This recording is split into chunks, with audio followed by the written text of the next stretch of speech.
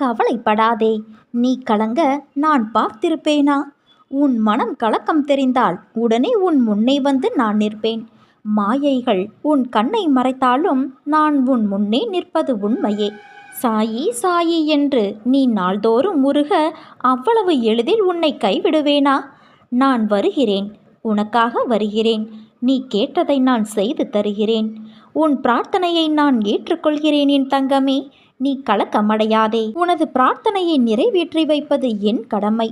எல்லாம் நல்லபடியாகவே நடக்கும். எவரொருவர் என்னுடைய திருவடிகளை சரணடைகிறார்களோ அவர்களின் அத்தனை எண்ணங்களையும் ஈடேற்றி தருவதை விட எனக்கு வேறு என்ன வேலை இருக்கிறது?